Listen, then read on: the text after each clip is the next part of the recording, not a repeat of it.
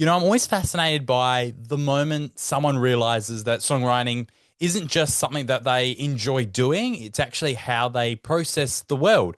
So, to kick things off, I'd love to know from you, do you remember when that shift happened for you?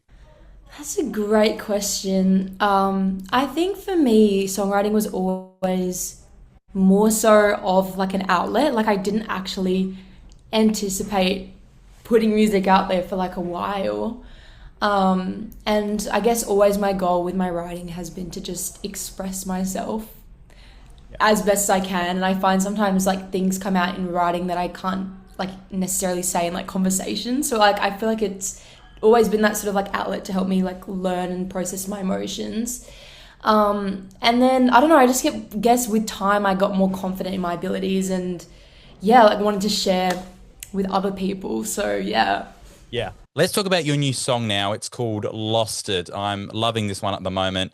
I feel it's very much incredibly self aware. I'm going to quote the lyrics here if you don't mind. You say, you know, he won't commit. You know, your friends see the problem. So, why is it sometimes harder to walk away when you understand the situation? I think that like it's easy to look past like certain red flags and things in certain relationships. And I think when I wrote Lost It, like that was kind of like the place I was in. Like I wasn't like unaware or like delusional and like didn't see, but like I don't know, I think I just didn't want to accept the reality of the situation. So like I guess in that song I was kind of just like mentioning everything that was kind of questionable and then being like, oh well, like this is fun for now. But yeah, I think I do tend to be like quite self-aware just generally and in my writing. So yeah. There's this real tension between strategy and surrender. You say in the song, he knows to play the game. I think I know how to win. Dana, do tell me honestly, do you actually think love can be won? I feel like it shouldn't be a game, to be honest with It shouldn't you. be, no. Like Shouldn't be, that's no. my like overarching like statement Yeah. about Yeah. that. Yeah, and I think that lyric was kind of like tongue in cheek. Like I think a lot of the song was kind of like laughing at myself, as like kind of crazy as that sounds. Like I just wanted to write something that was like a bit funny and kind of like I don't know, like making fun of myself and the fact that like I could see this whole situation and how it was gonna end, but I still was like, yeah, in it. Yeah. Yeah. Do you think she ever actually wins, or was the game just rigged from the start? I think it was rigged from the start, to be Okay, honest with okay, fair you. enough, fair enough. Yeah, 100%. I'd love to talk about the song Thinner if you don't mind, because I feel like releasing something as exposed as Thinner must have been absolutely terrifying. Can you walk us through the moment before it dropped and what kept that doubt at bay? I think like that song, honestly, when I wrote it was like completely for myself. And I didn't have the initial intention of like ever releasing it. And then I released after my debut single, I did like a Zoom show with like a bunch of like people who'd been like supporting me in my debut, and as part of that, for some reason I decided to sing that song. And yeah, the response was just like kind of crazy. Like so many people were messaging me and like, when are you releasing it? And like I don't know, like it just surprised me how people really resonated with it. And then I guess that sort of gave me the confidence to be like, actually, maybe this is something that I want to share. And like, yes, it's vulnerable, but like the music that I love to listen to and that I really appreciate is the music that's super honest and super vulnerable. And I guess that's the goal at the end of the day. So it was scary, Yeah, but yeah.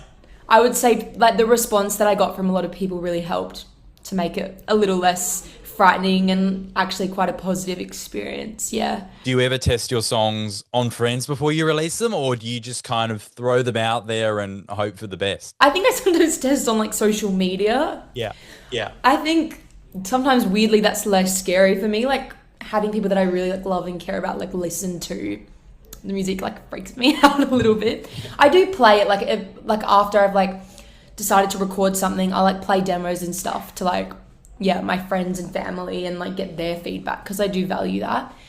But I think I tend to make the decisions about what songs I want to release mainly on my own. Like I do get like a gauge of like what people like, but yeah, at the end of the day, like I just want to put out music that I really love and am proud of myself as well. You know, a lot of songwriters, they talk about the writing process as something really private and personal. So I'd love to know from you, what's the difference between the way you experience a song while writing it and the way you experience it once people start listening to it? When I write my songs, it's like in like that visceral, intense emotion that sort of like in the midst of the situation. So I feel like it can feel very intense, very like real. Sometimes I can't listen back to things for a while because it's just too much. Yeah. Like, yeah, like it just resonates almost too much with me in that current moment. I think it's interesting, like looking back, because like a lot of the music I put out at the moment, like has been written probably about roughly 2 years ago. And it's interesting because I feel like I am in a very different place, and I feel like I look back and it does give me that like kind of almost like hope, but like a signal of like the growth that I've gone through since writing the song. And sometimes, like for example with like Lost It, I look back and I kind of just laugh because I was like, was I really writing this song about this person? So I was like, oh my god, I'm cringing. But no, I do like, yeah, it's interesting to see the progression over time, and yeah, how it takes on a whole new life once it's out there, I guess. Talking about influences now, you had the opportunity to meet one of your very own, Gracie Abrams. This is huge news. Tell me, Dana, what was going through your mind the moment you met Gracie Abrams? Where were you? How did this all come about? So this is like my favorite story. I went, when she was touring Australia for her Good Riddance tour, I went to see her in Brisbane.